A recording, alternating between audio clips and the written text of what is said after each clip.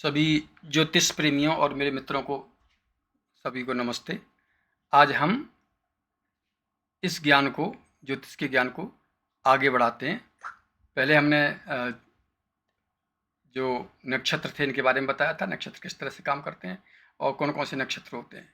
तो जानने से पहले आप इनको नोट कर लें तो ज़्यादा अच्छा रहेगा, क्योंकि ये एक साथ तो आएँगे नहीं आपको और फिर कहीं दिक्कत होगी तो आपको लगेगा कि समझ में नहीं आया है। देखो, ये यहाँ से स्टार्ट करते हैं। अ, ये अश्विनी नक्षत्र है, नहीं दिख रहे हैं आप ये? तो ये अश्विनी नक्षत्र है और ये भरणी है, ये कृतिका है। तो यहाँ से शुरुआत होती है। अब ये पतरा में तो जो पतरा या पंचांग कहेंगे, पंचांग या पतरा जो कहेंगे हम, इसमें ज़रूरी नहीं है कि वो पहले नक्षत्र से शुरू हो। ये कहाँ पे पिछला वाला जो ये देख रहे हैं आप, ये चैत्र शुक्ल पक्ष है ना, ये देख रहे हैं ना, चैत्र शुक्ल पक्ष। तो इस चैत्र शुक्ल पक्ष जो है, ये इस दो पक्ष होते हैं, कृष्ण पक्ष और शुक्ल पक्ष। और ये महीने जो है, माह बोलते हैं जिनको, ये 12 होते हैं। तो अब चैत्र से स्टार्ट हुआ है, चैत्र से प्रारंभ होता है। तो अब इसमें पहले आपने मंथ देखा, जिसको हम महीना बोलते हैं।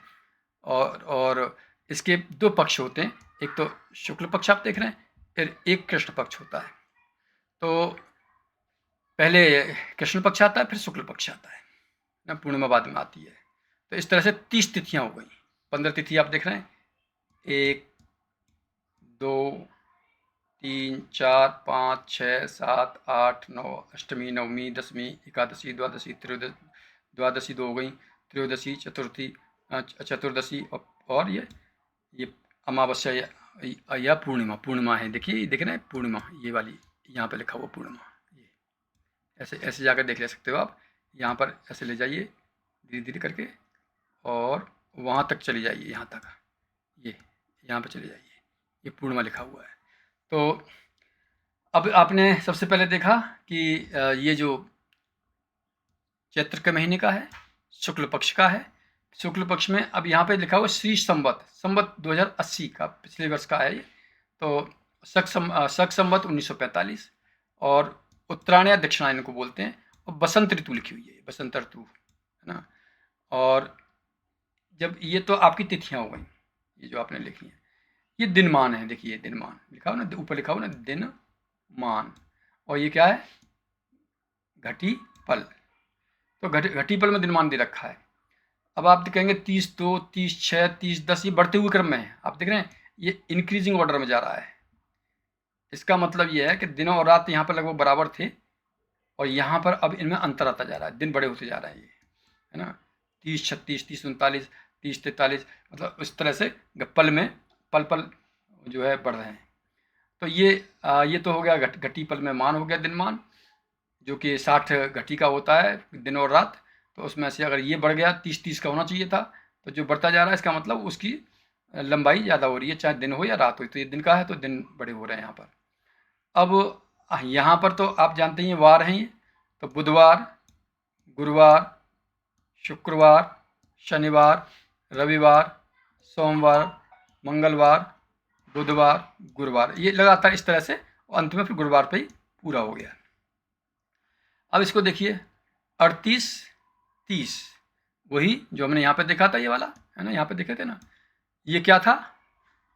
ये घटी पल है, ये 38 और 30, ये पुरानी हैंड राइटिंग है।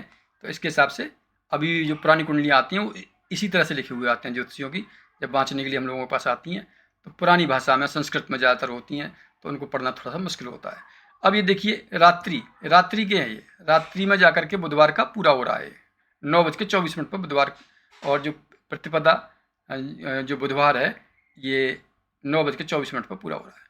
अब ये जो है उत्तर भाद्रपद, ये पहला आपने देखा तिथि, ये वाली तिथि है। फिर ये देखा वार, ये वार है। तो ये तिथि का मान हो गया 30-2 ना। और ये 38-30, ये बुध का वार का, जो बुधवार है उसका कितना कब जाके पूरा होगा। तो ये 38-30, ये जो इसकी जो प्रतिपदा है, इसके मान है, ये प्रतिपदा का मान है ये। और ये 9:24 इसको कन्वर्ट किया, इसको बदल लिया घंटा मिनट में, तो ये रात्रि के 9:24 पर पूरी हो गई। अब हम चलते हैं उत्तर भाद्रपद। ये क्या है? नक्षत्र है। तो प्रतिपदा को बुधवार के दिन, जिसका इतना मान था, उत्तर भाद्रपद नक्षत्र में आया था। और उत्तर भाद्रपद नक्षत्र 26 घटी और 11 पल पर पूर्ण हो रहा है ना। और ये सायं, ये है ना, सायंकाल। फिर ये 4:28 पर, ठीक है। फिर ये क्या है? ये योग है ना। शुक्ल ब्रह्म वैद्रत विष्कुंभ प्रीति आयुष्मान ना, सौभाग्य शोभन अतिगंड सुकर्मा धृति शूल गंड वृद्धि ध्रुव और व्याघात ना। अब इसको, इसके भी निकाला कि कब से कब तक है ये जो योग है। 10 घटी और ये 22 पल है ना। तो इसको हमने कन्वर्ट किया, इसको भी बदला, तो 10:01 दिन के, ये देख रहे हैं दिन, प्रातः, रात्रि, रात्रि, ये सब रात्रि मतलब कि कहीं गलती ना हो जाए हमसे। तो ये हमारे आचार्यों ने और बहुत सिस्टमेटिक तरीके से ढूंढ के दिया है, मैथ्स का अप्लाई करके। अब ये देखिए, ये क्या है? ये तैतिल, बब, कौलब है ना, गर, ये सब करण है। देख रहे हैं करण? करण का मतलब क्या है कि एक दिन में, देखिए ये जो आपके नक्षत्र हैं, ये वाले, ये देख रहे हैं ना, ये 27 होते हैं, ठीक है। और ये जो आपने देखी ये तिथियां, ये 15 होती हैं, ठीक है। और ये जो योग हैं, ये भी 27 होते हैं। लेकिन ये करण जो है ना, ये ज़्यादा होते हैं, ये एक दिन में 2 होते हैं। तो अब यहाँ पर देख लीजिए, यहाँ पर ये ये जो करण है, ये कहाँ से कहाँ तक? 10:35, मतलब 10:35 का मतलब 10 घटी और 35 पल। तो इसका बदल दिया 38 और 30। 38-30 का मतलब ये इनका मान दे रखा है ये। अच्छा, ये योग देख लीजिए, लुम्बक मित्र वज्र ध्वांज धूम्र प्रवर्धमान राक्षस मूसल है ना, ये भी योग हैं। उत्पात मुद्र, ये प्रवर्धमान, ठीक है ना, ये सब सिद्धि योग, ठीक है, ये योग हैं। अच्छा, अब ये देखिए, यहाँ पर आ जाइए कि ये शुक्ल पक्षों के, अब यहाँ पर चंद्रमा का ले लीजिए। यहाँ पर ये क्या है? ये तिथियाँ हैं ना, अलग अलग है। 1 2 3 4 5 6 7 8 9 10 11 12 13 14 15 16 है ना। तो ये हम अपनी तारीख देखते हैं और तारीख के हिसाब से 22 23 24 25 26 है ना। और ये आ गया, तो इसको थोड़ा सा आगे बढ़ा लेंगे। तो यहाँ पर सूर्य देख रहे हैं, ये यहाँ पर इन्होंने एक कैलकुलेट भी किया है। तो ये इसके हिसाब से फिर हम चलते हैं चंद्र राशि पर। ये चंद्र राशि आ गई ना, ये राशि है कब प्रवेश कर रही है। तो आप देख रहे हैं ये गुरुवार, अगर आप सीधे ले चलें इसको, तो ये गुरुवार के दिन जितने भी योग वगैरह हैं सबको देती है। चंद्रमा की वजह से योग बनते हैं। आप देखिए, ये मेष राशि में चंद्रमा आ गया। तो मेष राशि में कौन सा नक्षत्र आता है? अश्विन भी आता है, तो कुछ हिस्सा रेवती का भी आता है। तो ये रेवती का दिखा रहे हैं 24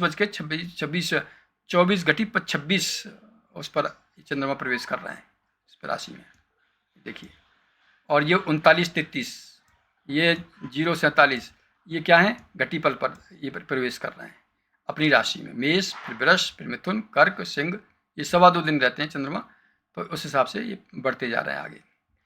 फिर आप ये देखें सूर्य, फिर ये है सूर्योदय और ये है सूर्यास्त। तो सूर्योदय का समय घटी घंटा मिनट में ही दे रखा है, घटी पल में नहीं दे रखा, घंटा मिनट में, ये घंटा और ये मिनट है ना। तो 6 बजे सुबह निकला सूर्य और शाम को 6 बजे बंद हो गया। इसका मतलब एग्जैक्ट 12 घंटे का दिन हो रहा है ना। तो यहाँ पर फिर 1-1 मिनट करके आप देख रहे हैं, 1-1 मिनट करके लगभग 1-1 मिनट से कुछ कम घटता जा रहा है नीचे। इसका मतलब ये अंतर दिन और रात में अंतर बढ़ता जा रहा है। अब आप देखिए कि औदयक सूर्य स्पष्ट में ये 11 6 59 1। अब यहाँ पर कैसे करेंगे? 11 से मतलब क्या है? ये देखिए, ये 11 का मतलब ये है, देख रहे हैं यहाँ पे, ये 11 मतलब सूर्य जो है मीन राशि में आ गया, ये मीन राशि में। तो ये 11 प्लस है, 11 पर खाली 11 नहीं है, 11 प्लस है, तो 7 50 38 ये सूर्य स्पष्ट है उस दिन। और ये जो प्लस माइनस हैं, ये अक्षांश देशांतर के हिसाब से इनको प्लस माइनस किया जाता है। तो ये आपका स्पष्ट हो गया ना? एक सब देखिए, 5 पंचांग को मतलब 5 चीज़ें होती हैं उसमें। तो पहला हो गया तिथि, दूसरा ये तिथि हो गई ये वाली, ये वार हो गया नंबर, ये तिथि, ये वार, और ये नक्षत्र 3, और ये योग, ये योग है, और ये करण है। तो ये 5 चीज़ें हो गई, 1 2 3 4 5 चीज़ें हो गई। तो इसी को पंचांग बोलते हैं।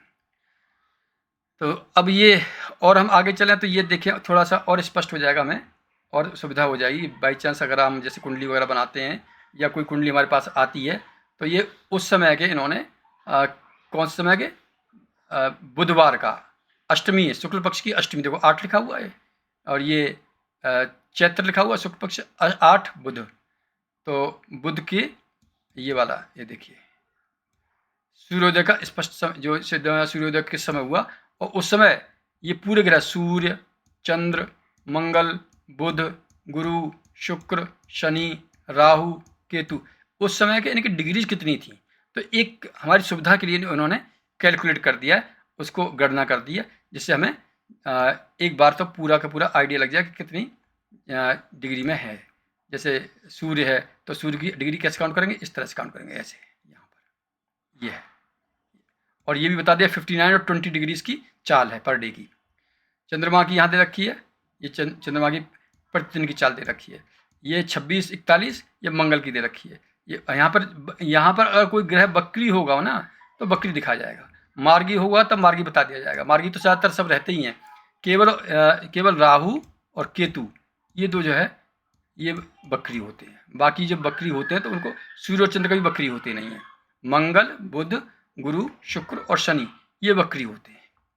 तो यहाँ पर लिखा रहेगा, इस जगह पर लिखा रहता है बकरी, है ना। और फिर ये भी यहाँ पर ये जो आप देख रहे हैं ना, यहाँ पर बताते हैं आचार्यवर कि ये किस तरह से कब बकरी से मार्गी होंगे, है ना। और जब सूर्य के साथ जो ग्रह जाते हैं वो अस्त भी दिखाए जाते हैं। यहाँ पे इसमें दिखाया हुआ इन्होंने कहीं, तो ये अस्त यहाँ यहीं पर बहुत सी कुंडलियों में यहीं पर दिखाई देते हैं, अस्त और उदय। तो सूर्य के साथ साथ में जो डिग्री जो होते हैं ज़्यादातर कुछ डिग्री होती हैं इनकी, उस स्पेसिफिक डिग्री पर ये ग्रह अस्त हो जाते हैं।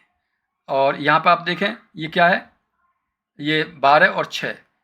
तो वैसे तो कालपुरुष कुंडली में क्या होता है, 1 2 3 4 5 6 ऐसे दिखा देते हैं, लेकिन ये जो है ये जो समय के हिसाब से 12 के समय मीन राशि उदय हो रही है सूर्योदय के समय पर। तो मीन, मेष, वृष, मिथुन, कर्क, सिंह, कन्या, तुला, वृश्चिक, धनु, मकर, कुंभ और फिर मीन। तो अब इसमें जो ग्रह हैं उस समय के वो हमने रख दिए। सूर्य, बुध और गुरु यहाँ पर है मीन राशि में। एक राशि में शुक्र है और राहु है, दूसरी राशि खाली है। तीसरे चौथे जो घर, इसको घर बोलते हैं, देखो ये प्रथम घर है, द्वितीय, तृतीय, चतुर्थ, पंचम, छठा, सातवां, आठवां, नवां, है ना, ये 10वां, ये 11वां, ये 12वां, ये घर हैं।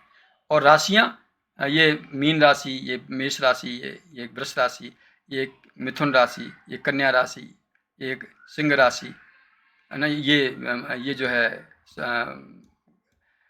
जो कर्क राशि है, और ये सिंह राशि, ये कन्या राशि, ये तुला, वृश्चिक, धनु, मकर, कुंभ और ये मीन। तो इस तरह से हम इनके घरों में और इनके भावों में और इनकी राशियों में अंतर देख लेंगे। ऐसा नहीं कि कोई कंफ्यूज करेंगे, धीरे धीरे आपको आ जाएंगी ये सब चीज़ें, है ना। जो नहीं आए आप उसमें जो कमेंट बॉक्स है उसमें डाल के पूछ सकते हैं, कोई दिक्कत नहीं है। लेकिन पहले ही याद करने पड़ेंगे आपको, कितने वार हैं तो ये तो सभी को पता है। तिथियाँ खास करके थोड़ी स्पेसिफिक हो जाती हैं कि कौन से उसमें आती हैं, ये कि शुक्ल पक्ष में या कृष्ण पक्ष में आती हैं। तो ये इस तरह से हम पंचांग का शुरुआत करते हैं। फिर जो भी हिस्सा रह जाएगा फिर हम आगे इसको लेंगे और जो भी कमियां रह जाएंगी उन कमियों को हम दूर करेंगे। आप हमें बता देंगे कि किस तरह से और चीज़ें हम इसमें ऐड करें। सभी का बहुत बहुत धन्यवाद सुनने के लिए।